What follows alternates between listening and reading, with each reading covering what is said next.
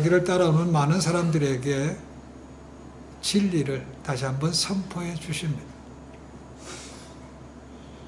천국에 대해서 강론합니다. 지금 마태복음 5장, 6장, 7장을 흔히들 산상수훈이라고 말합니다. 산에서 많은 무리들에게 천국에 대해서, 하나님 나라에 대해서 직접 예수님께서 강의하신 것입니다. 그러면서 너희 의가 바리새인과 서기관들의 의보다 더 낫지 못하면 결단코 천국에 들어가지 못한다는 엄청난 선언을 하셨습니다. 그리고 나서 그러면 구체적으로 바리새인과 서기관들보다 더 나은 의가 뭔가라는 것을 6가지로 예로 들어서 설명하십니다. 우리가 앞에서 보았던 살인에 대해서, 간음에 대해서, 맹세에 대해서, 그리고 보복에 대해서, 이혼에 대해서, 그리고 우리가 다음 주에 볼 원수에 대해서 자세하게 다시 말씀해 주십니다. 이 말씀을 들었던 많은 분들은 깜짝 놀랐습니다. 완전히 충격받았습니다. 이제까지 누구도 이런 가르침을 주신 적이 없는 거죠. 너무 놀랐다는 것이죠. 예수님의 말씀은 당시의 사람들뿐만 아니고 오늘날 21세기를 살아가는 저에게도 굉장히 도전이 되고 어쩌면 우리 마음속에 낙심이 되는 그런 말씀이라고 여겨집니다. 특히나 보복에 대해서, 복수에 대해서 주님은 뭐라고 합니까? 한마디로 얘기하면 너희가 선으로 악을 이기라고 말씀하십니다. 이해하기 힘들 정도로 피해를 받습니다. 손해를 봅니다. 억압을 당하고 빼앗기기도 하고 요구를 받는 상황에서 그냥 치라니요. 그보다 더 나은 것을 배로하라니요. 인간의 본성으로는 하기가 어렵습니다. 근데 주님께서 그렇게 하나님 나라의 백성은 그렇게 살아야 된다고 말씀하고 있는 거죠.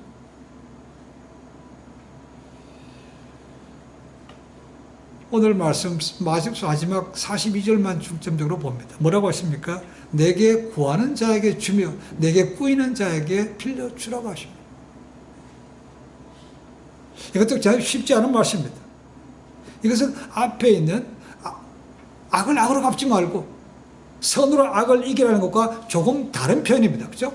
뭡니까? 궁핍한 사람, 도움을 청하는 사람에게 너희가 사랑으로 배려하라는 교회입니다. 이것은 다음 주제와 넘어가는 원수에 대한 것과 연결이 됩니다. 우리가 궁핍한 사람이나 도움이 필요한 사람에게 돈을 빌려줄 수 있습니다. 오늘날도 그런 것들 많습니다. 그죠? 공공기관들이 그런 것이 있고, 그래서 은행도 통해서 대출을 합니다. 그러나 물론 대출을 가는 것이 점점 어려워집니다. 신용이라는 것이 없으면 대출도 하기 어려운 것입니다. 그게 안 되니까 은행과 같은 합법기관이 아니요 사채와 같은 그런 불법적인 가서 돈을 빌리는 사람도 꽤 많습니다. 근데 그것이 또한 많은 문제를 가리켜 오는 거죠. 은행에 대출 받으면 은행을 받지 못하면 그만입니다. 그렇죠? 그래서 은행은 손해보지 않고 해서 담보라는 걸 잡습니다. 그렇죠? 아니면 증인도 세웁니다. 절대로 자기들 손해보지 않겠다는 거죠.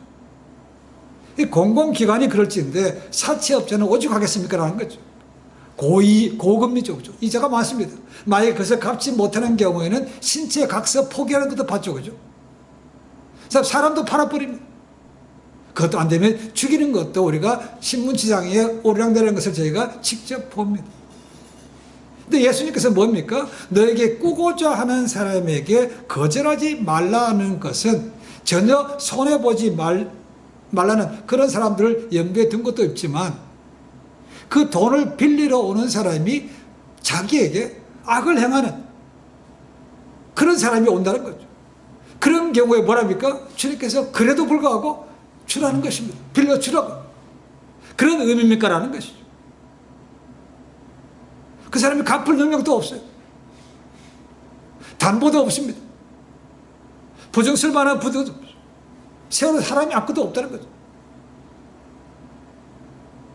그런데 마음속으로 그래 내가 한번 당해봐 이렇게 하지 말고 그에게 꾸어주라고 말합니다. 얼마나 어렵습니까?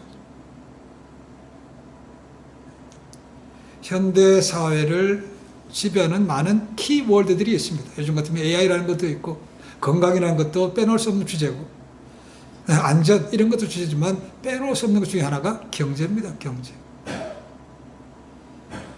그러니까 돈과 관련된 문제를 만나면 사람들이 전부 다 민감해집니다. 누구라도 쉽게 손해보고자 하는 사람은 그렇게 없을 겁니다. 그렇죠? 있다고 하더라도 그냥 아무것도 없이 풍성풍성 내주는 사람도 거의 없다고 봅니다. 그러다 보니까 가족이나 부부지간이나 친척, 친구지간에도 이 돈 문제가 걸리면 쉽지 않습니다.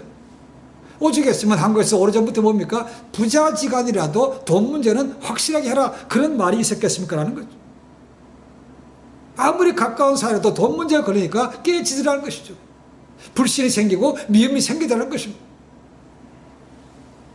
자, 그러면 이 주님의 네가 꾸고자 하는 사람에게 주라. 이 말씀을 필요한 사람이 있으면 네가 있는 한에서 무조건 주라. 그렇게 받아들여야 되는가라는 것입니다.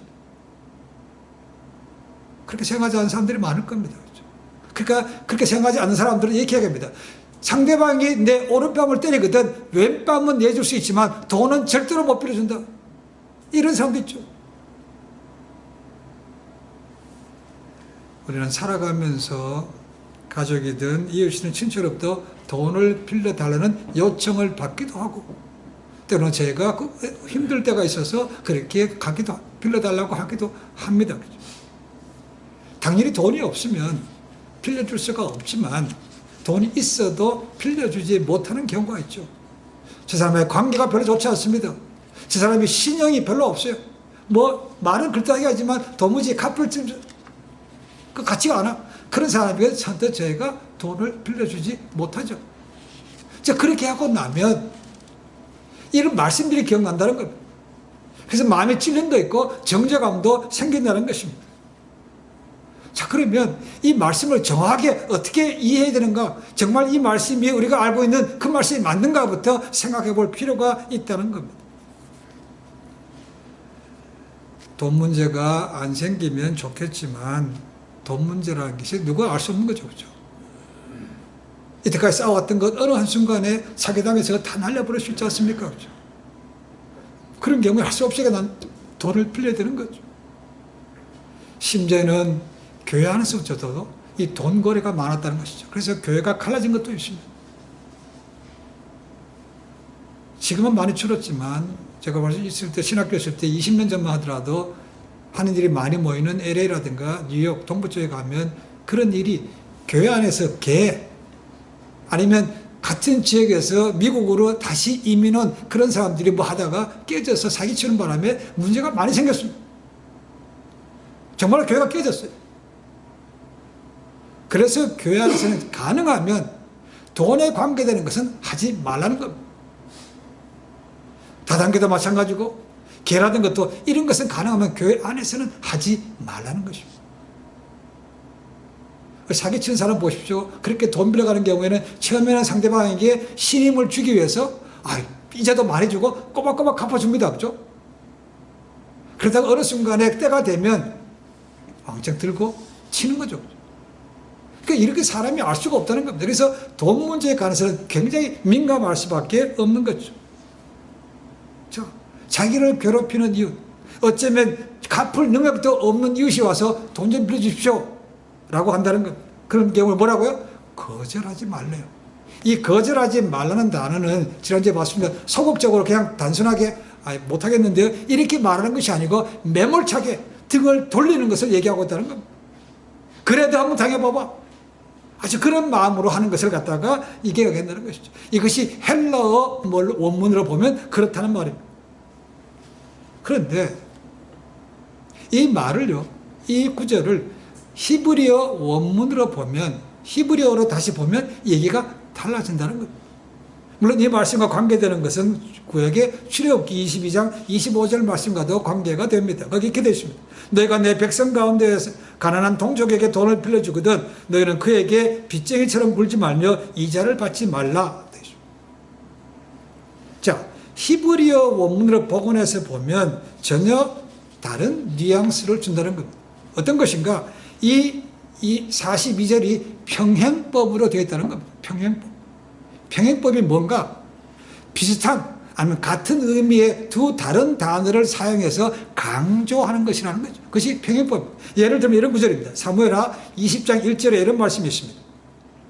우리는 다윗과 나눌 분깃이 없으며 이세의 아들에게서 받을 유산이 우리에게 없도다. 여기에 서로 대칭되는 대꾸가 나옵니다. 뭔가 다윗이 있고 이세의 아들이 있습니다. 똑같은 말입니다. 그죠? 근데 표현은 다른 거죠. 다윗이 있고 이세의 아들. 그 다음에 유산이라는 것이 있고 분깃이 있다는 겁니다. 그 같은 말입니다. 근데 서로 그게 다른 말을 같은 의미지만 다른 표현을 반복했음을 통해서 강조함을 나타내고 있다는 겁니다. 그렇다면 이 히브리어를 42절로 보면 똑같은 그런 대꾸가 있다는 겁니다. 뭡니까? 내게 구하는 자가 있고 그 다음에 꾸고자 하는 자가 있죠. 같은 말입니다. 그 다음에 거절하지 말라. 그 다음에 주라. 똑같은 말입니다.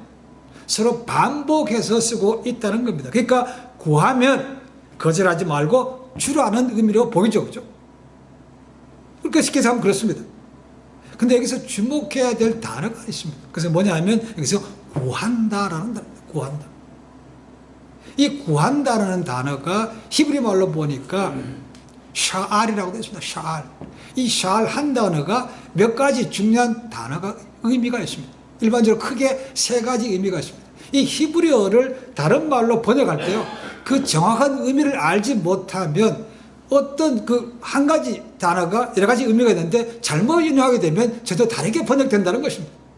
그런 의미에서 그 문화라는 것을 아는 것이 굉장히 중요합니다. 그러니까 한 언어로 다른 언어로 성경을 번역한다는 것은 그 나라에 가서 그냥 언어만 공부하는 것이 아니고 문화, 풍습 이런 것을 알아야만 제대로 번역할 수 있다는 겁니다. 이 구한다는 샤알이라는 동사에 우선 세 가지 뜻이 있습니다. 첫 번째는 어떤 뜻인가? 질문하다. ask a question. 질문하다. 두 번째는 구하다. request입니다. 세 번째 단어가 뭔가? 돈을 빌려준다는 겁니다. 빌려봐. borrow라는 거죠. 이 세 가지 의미가 여기에 같이 들어있다는 것입니다. 그렇다면 이 42절이 대평행구라면 이 구한다는 것과 뭐가 똑같이 됩니까? 꾼다는 것과 연결되는 거죠. 그렇죠? 그러니까 구한다는 의미가 두 번째 의미로 쓰이면 request, 요청한다는 것과 세 번째 의미에 빌려주는 것은 다른 의미가 되는 것이죠. 지금 우리가 갖고 있는 번역에는 구한다는 것은 두 번째 의미지만 원래 평행 대꾸로 본다면 그것을 빌려주는 것, 빌려달라는 것과 예측이 되어야 되는 것이죠. 그래서 두 번째 의미가 아니고 이 샬은 세 번째 의미로 빌려준다. 그런 의미로 가야 맞는다는 것이죠. 그리고 디바브에 나오는 빌려준다, 꾸다라는 히브리어는 뭐랄까? 라바라고 되어 있습니다. 그러니까 샬과 라바가 같은 대꾸로서 돈을 빌려준다, 빌려받는다 이런 표현이라고 되어 있습니다. 자, 두 사람 다, 이 두 단어 다 똑같이 돈을 빌려준다, 꾼다라는 의미가 있지만 약간의 차이가 있기도 합니다. 똑같이 돈을 빌린다는 것은 똑같은 의미지만 차이점은 뭔가? 그 대상이 뭔가에 따라서 그 차이가 생긴다는 것입니다. 자, 뭐냐면 샤를 봅니다. 우리가 저 사람에서 뭔가 책을 빌립니다. 그래, 빌렸으면 뭡니까? 돌려줘야 될까 오는 거죠. 그죠? 돌려줄 때 그 책하고 비슷한 것을 돌려줍니까? 아니죠. 그 책을 빌렸으면 그 책과 똑같은 것을 돌려주는 것이죠. 그죠? 그때 쓰는 것이 샤알입니다. 근데 라바는 조금 다릅니다. 내가 저 사람한테서 돈을 빌렸어요. 그러면 그 빌려간 돈과 똑같은 돈을 다시 돌려줍니까? 아니죠. 그 돈은 이미 쓰고 없죠. 그렇지만 그 돈과 같은 양만큼은 돌려주면 되는 것이죠. 그 당시에 쌀이 주식이 아니고 밀가루가 주식이었습니다. 먹을 양식이 없어서 밀가루를 빌렸어요. 그럼 너 그 밀가루를 똑같이 돌려줄 때 그 밀가루를 돌려줍니까? 그런 거 없죠. 그죠? 이미 그건 먹고 없지 않습니까? 그죠? 그러니까 다른 밀가루 그만큼 같은 양만큼만 돌려주면 되는 것이죠. 그것이 샬과 라바의 차이점이라는 것입니다. 그런 미묘한 차이는 있지만 똑같이 꾼다, 빌린다라는 건 같은 의미라는 거죠. 단 이 두 단어가 똑같이 한 가지 전제가 있습니다. 그래서 뭔가 반드시 빌렸으면 돌려준다는 것을 전제로 한다는 겁니다.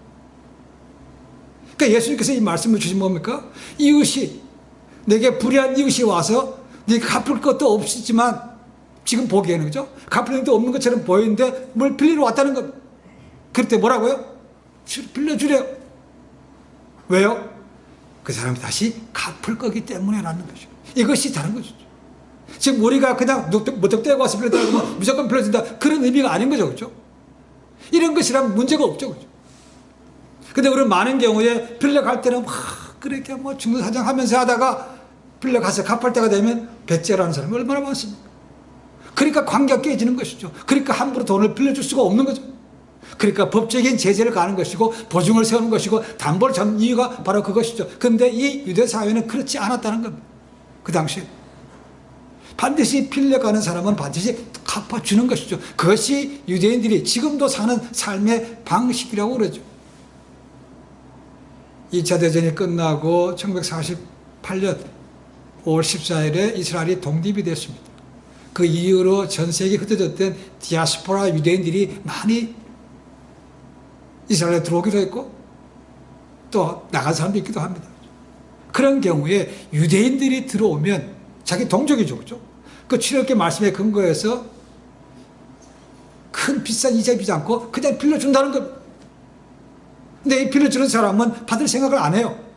근데 빌려줘요. 왜냐하면 동족이기 때문에 하나님의 말씀을 근거해서 이렇게 한다는 겁니다. 그런데 빌려간 사람은 반드시 갚아준다는 겁니다. 그래서 유대인 사회는 어디 가든지 윈윈 서로 잘 된다는 것입니다. 불행하게도 우리 한국 사람들은 그렇지 않은 경우가 많죠. 장사하는 사람들은 어느 한쪽에서 잘 된다 소문나면 똑같은 것을 바로 옆이나 그 앞이나 가까운 데 세워서 같이 망한다는 것이죠. 윈윈이 아니고 나는 같이 죽자는 것도 볼 수 있죠. 유대 사회는 그렇지 않다는 겁니다. 물론 유대인은 그런 법적인 율법이라는 것에 근거해서 법적인 것을 하지만 우리 한인 관계들은 그런 법적인 구조가 없죠. 그게 그런 법이 어디 있습니까? 그죠? 없잖아. 그러니까 서로 윈윈이 되기가 어려운 상황이라는 것입니다. 고대 근동은 지금 우리와 달라서 무슨 어떤 물건을 갖다가 대량 생산하는 것도 아니고 어디 가든지 뭐 문방구나 마트가 있어가지고 뭐든지 쉽게 구할 수 있는 것도 아닙니다. 그죠? 그러니까 궁핍에서 뭔가 필요한 사람이 빌리러 간다는 것은 신용, 그걸 해서 빌려주고 빌려받는 것이라는 거죠. 굉장히 중요한 논리입니다. 그죠? 지금 예수님은 그걸 말씀하고 있다는 것이죠. 필요하면 빌려주라. 갚을 있는 게 없는 사람도 빌려줄 수 있다. 불의한 사람 이웃에게 빌려더라도 내가 주라는 것입니다. 그러나 빌려간 사람은 반드시 갚아야 된다. 이 말을 하고 있는 거죠. 사실 이것도 알지만 쉽지 않습니다. 그죠? 자기가 와서 툭하면 시비 걸고 자기를 악하게 우는 사람에게 선뜻 갚을 줄 알면서도 지금은 당연 능력이 없지만 그냥 빌려주고는 무작정 기다리는 거 쉽겠습니까? 그렇지 않은 거죠.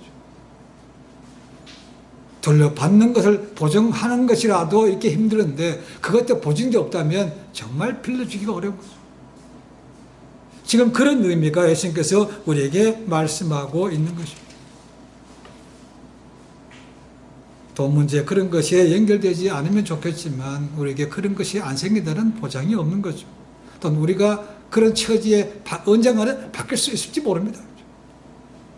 근데 그런 이웃에게 가서 하실 때 매몰차게 거절당하면 얼마나 마음에 상처가 되고 또 얼마나 많은 마음에 쓴뿌리가 생기겠습니까라는 거죠. 모두가 다 똑같은 마음은 아닌 걸로 여겨집니다. 뭐 유대인들하고 다 100% 그렇겠습니까? 그렇지는 않겠죠. 그렇죠? 하지만 이런 돈 문제에 관해서 주님께서 이런 민감한 문제에 대해서도 이렇게 말씀하고 있다는 겁니다. 하기가 어렵습니다.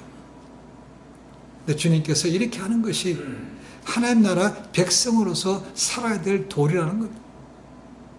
한 단계 더 나은 차원, 바리새인과 서기관보다 더 나은 의가 이런 삶이라고 우리에게 말씀해 주고 있습니다.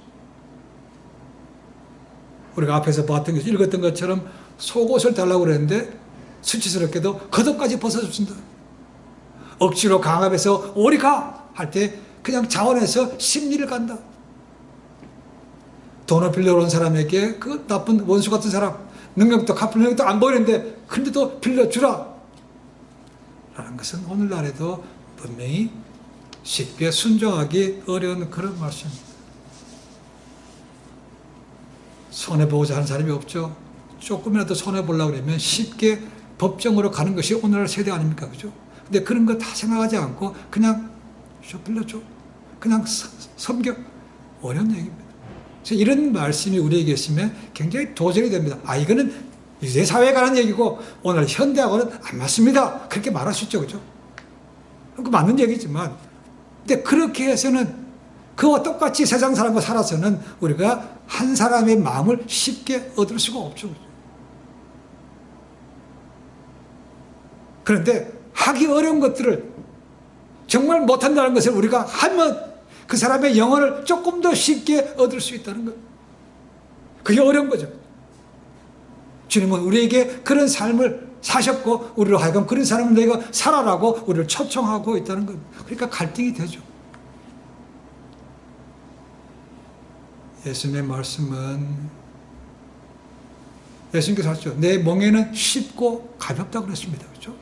근데 가볍습니까? 쉽습니까? 그렇지 않은 것도 많죠. 그렇죠? 우리가 할 수 있다는 것을 얼마든지 예라고 아멘을 받아들일 수 있지만 이런 것들 당하면 주님 너무 어려운데요? 못하겠는데요? 이렇게 할 수 있는데 주님은 그럼에도 불구하고 너희가 하라고 말하고 저희는 하기 어렵지만 우리 믿음의 선배들 가운데 그런 삶을 살았던 분들 굉장히 많습니다. 이름 있는 분들도 있고 이름 없이 그나마 순교당한 분도 굉장히 많습니다. 우리가 이름이 있는 분 가운데 이런 삶을 살았던 사람을 꼽으라면 미국에서는 마틴 루터 킹 목사님, 한국에서는 손양원 목사님 같은 분이라고 꼽을 수 있습니다. 마틴 루터 킹이 우리가 잘 아는 대로 유명한 말이 있죠. 유명한 연설이 있습니다. I have a dream. 나는 내 다음 세대가 피부 색깔에 관계없이 서로 평등한 그런 사회를 꿈꿉니다. I have a dream. 그 유명한 거죠. 루터 킹 목사님이 돌아가신 그 장례 예배에서 벤자민 메이 박사는 그의 삶에 대해서 이렇게 얘기했습니다. 킹 목사님만큼 고난의 의미를 안 사람도 많지 않을 것입니다. 집은 폭파당했으며 끊임없는 죽음의 위협 아래에서 13년을 살았으며 공산주의자라는 악에 찬 고소를 당했으며 성실치 못하다고 비난을 받았습니다. 뿐만 아니라 같은 흑인 가운데 한 사람에게 찔림을 당했으며 호텔 로비에서 구타를 당했으며 20여 번이나 투옥되었으며 때때로 친구들이 그를 배신함으로 깊은 상처를 받았습니다. 하지만 놀랍게도 그의 마음속에는 괴로움이 전혀 없었고 그의 영혼 속에는 증오심이 전혀 없었으며 그의 정신 속에는 복수심이 전혀 없었습니다. 그는 비폭력과 사랑의 능력을 전파하면서 이 세상 구석구석을 다녔습니다. 사랑의 원자탄이라고 별명이 붙은 분이 손양원 목사입니다. 많은 일화들이 있지만 일제 강점기를 통하면서 일하고 있습니다만 대표적으로 꼽을 수 있는 것이 1948년입니다. 10월달에 있었던 여수 반란 사건이 그 사건 때 사랑하는 두 아들이 친미주의자, 반공산주의자라는 낙인에 찍혀서 총살당한 것입니다. 그때 손양원 목사님은 부흥회를 인도하고 있었습니다. 근데 그 비보가 들려왔습니다. 근데 그 부흥회를 중단하고 바로 돌아가지 않았습니다. 부흥회를 다 마치고 나중에 갔습니다. 그리고 두 아들 장례식에서 놀랍게도 그 유명한 9가지 감사, 어떤 거는 10가지라고 되어 있지만 그 감사까지 드렸다는 겁니다. 한번 읽어보겠습니다. 그 9가지를 나 같은 죄인의 혈통에서 순교의 자식을 낳게 하시니 감사합니다. 허다한 많은 성도 중에서 이런 보배를 나에게 주셨으니 감사합니다. 삼남 삼녀 중에서 가장 귀여운 맏아들과 둘째 아들을 바칠 수 있게 하시니 감사합니다. 한 아들의 순교도 귀하거늘 두 아들이 함께 순교하였으니 더욱 감사합니다. 예수 믿다가 와서 종신하는 것도 복이라 하거든 하물며 전도하다 총살 순교당했으니 감사합니다. 이 와서 종신이라는 것은 제명을 다하고 편안히 누는 걸 얘기하고 있습니다. 유학 가려고 준비하던 아들이 더 좋은 천국에 가게 하시니 감사합니다. 두 아들 죽인 원수를 미워하지 않고 회개시켜 양자 삼고자 하는 사랑의 마음을 주셨음에 감사합니다. 내 아들의 순교의 열매로서 무수한 천국의 열매가 생길 것을 믿으니 감사합니다. 역경 속에서도 하나님의 사랑을 깨닫게 하시고 이길 수 있는 믿음을 주신 하나님께 감사합니다. 그럼 마지막 10번째 덧붙인 것은 이겁니다. 나에게 분수에 넘치는 과분한 큰 복을 내려주신 하나님께 감사하며 모든 영광을 돌립니다. 이 손영은 목사님은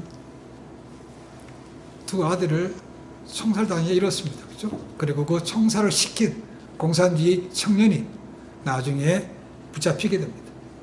이름이 안재선입니다. 그래서 재판을 통해서 계엄사령부에서 그에게 총살형을 내립니다.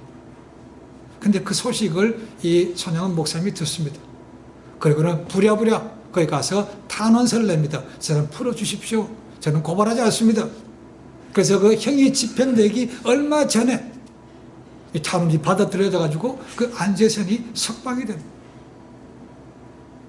석방하자마자 그 기도에 나왔던 것처럼 이 안재선을 일러서 성을 바꾸고 손재선, 자기 성을 따라서 손재선을 바꾸고 양아들로 삼습니다. 그리고 양아들 통해서 그 부모까지 나중에 회심하게 되고 나중에 안재선은 목회자가 됩니다. 지금도 그와 비슷한 삶을 우리는 잘 모르지만 살아가는 사람들이 있습니다.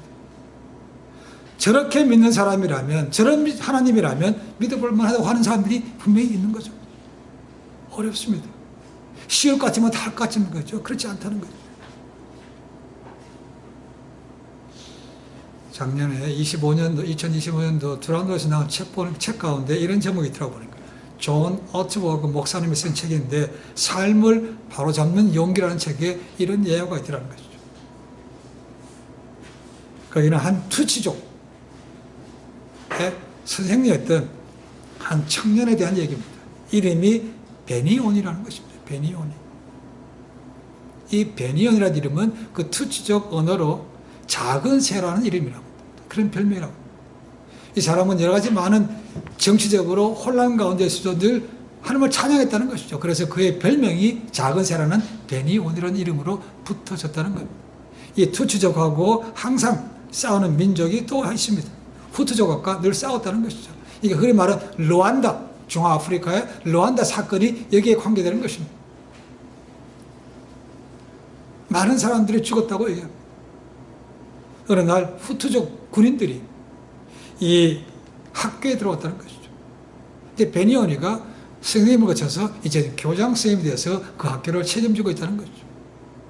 그런데 이들이 와서 그들과 반대되는 사람이었던 선생님 12명을 뽑습니다. 거기는 이 베니온도 들어있습니다. 총살시킨다는 거죠.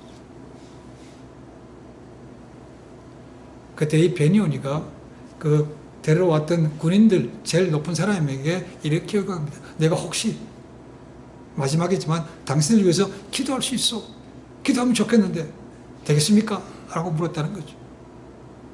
그때 잡으러 왔던 군인들이 서로 논의하더니 그럼 기도하라고 그렇게 했다는 거죠. 그래서 이 베니온이가 그들에게 이렇게 기도합니다. 하나님, 저들은 끔찍한 짓을 저지르려고 합니다. 그러나 끝나고 나면 그들이 분명히 죄책감이 생길 거라고 생각합니다. 저들이 용서받을 수 있도록 저들에게 예수님을 전할 사람을 보내주십시오. 그게 기도였습니다. 그래 끝나고 이제 형을 집행할 때 한 가지를 또 부탁합니다. 뭐라 부탁하는가? 내가 좋아하는 노래를 부를 수 있어. 마지막이니까 어차피 그래서 노래 부르라고 했습니다. 그가 불렀던 찬송가가 우리가 잘 알고 있는 330장, 새 찬송가는 272장입니다. 고통의 멍에 벗으려고 그 찬양을 불렀다는 겁니다. 그래 끝나자마자 그는 총살당해서 죽었습니다. 근데 놀랍게도요, 그가 기도했던 그 제목이 그대로 이루어진 겁니다. 뭐냐면 그를 잡으러 왔던 군인 가운데 제일 높은 사람이 그 사건이 끝난 다음에 도저히 양심이 찔려서 견딜 수가 없더라는 거죠. 그래서 자기가 알고 있는 옛날 퀘이커 교회 목사를 찾아가서 물었다는 겁니다. 그리고 자신의 그런 경험을 얘기한 거죠. 이런 일이 있었는데 어떻게 그 사람이 죽어가면서 나 같은 사람에서 기도할 수 있습니까? 그것이 가능합니까? 라고 물었다는 것입니다. 그들이 그의 퀘이커 목사님이 그에게 얘기했다는 겁니다. 그게 그렇게 한 사람 전에, 훨씬 전에 그렇게 산 사람이 있었습니다. 그 사람이 바로 예수입니다. 예수. 그 군인이 그의 기도대로 예수를 영접하게 되고 나중에 어디 가든지 이 사람 얘기를 하게 됐다는 겁니다.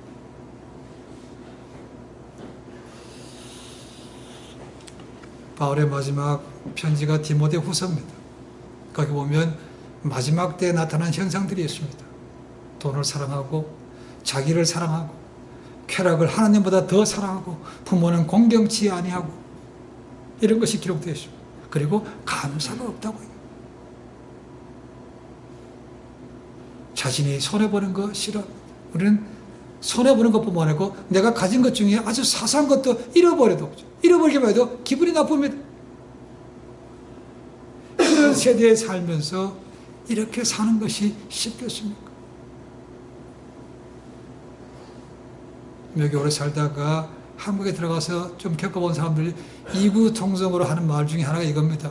한국에 나가면 어디 식당에 가거나 뭐 하면 사람들 만나는데 그렇게 화가 나는지 모르겠다. 음식을 먹을 식당에 가다 서버가 그렇게 화가 나 있더라. 어디 유명한 공원에 가서 관광 가자는 거죠. 그럼 입장 받고 뭐 하는 사람이 있는데 그런 거 하면 굉장히 투명스럽다는 거죠. 미국에서는 볼 수가 없다는 거죠. 왜 이렇게 화가 나 있습니까? 이렇게 물어본다. 뭡니까? 그만큼 마음속에 늙은 게 많다는 거죠. 불만이 많다는 겁니다. 부모에 대해서 불만이 많고 선생님에 대해서 불만이 많고 직장 상사에 대해서 불만이 많고 정치가들의 불만이 많고 불만이 많아. 그것이 다 쌓여가고 있는 거죠. 그러니까 얼굴이 나타나는 겁니다. 그게 감사가 없죠. 노래가 없는 거죠. 그러다 보니까 자기 마음을 꺼내놓고 말할 친구도 별로 없어요. 그러다 보니까 주력이라는 것에 손을 대게 되고 사람과의 만남도 별로 없어지는 거죠. 기쁨이 없는 거죠. 그런데도 없어지지 않죠.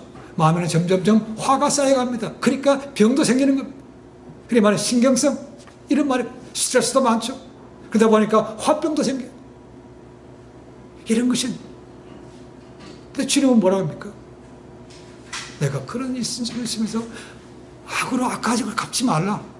선으로 악을 이기고 내게 원수전자라도 오면 그에게 빌려주고 나눠주고 내가 자원하라고 말하고 있는 거죠. 뺨을 맞거든 다른 뺨도 돌려대는 참음이 있는 거죠. 속옷을 달라고 그러면 겉옷까지도 내주는 양보하는 삶이 있어야 됩니다. 오리를 가자 그러면 억지로 자원해서 심리까지 함께 가지는 봉사의 삶을 살아가는 것입니다. 내 것을 내 것이라고 강조하지 않는 그런 희생의 삶을 살라고 주님께서 말씀하고 있다는 거죠. 여러분 쉽습니까? 근데 그런 삶을 사는 사람이 있고 그런 삶을 살면 우리가 영혼을 그래도 얻을 수 있는 기회가 훨씬 더 많아지는 것이 맞는 거죠.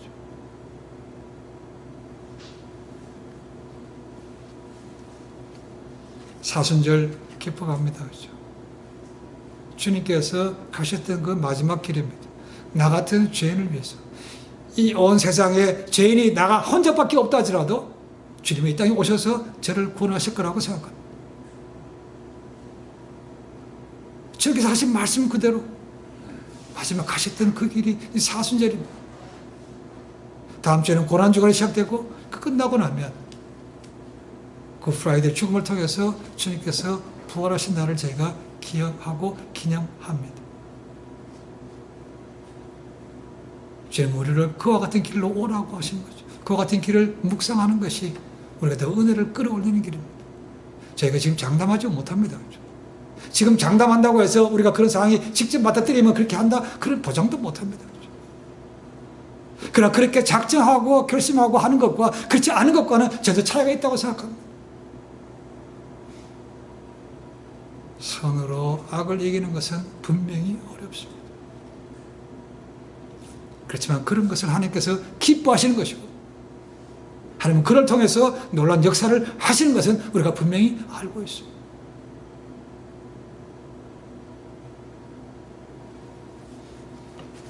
우리 자신을 쳐서 복종해서 말씀의 순종함을 통해서 우리 가운데 하나님의 놀라운 능력과 또 복음을 전파하는 그런 믿음의 삶이 되시기를 주님을 간절히 축원해 드립니다. 기도하겠습니다.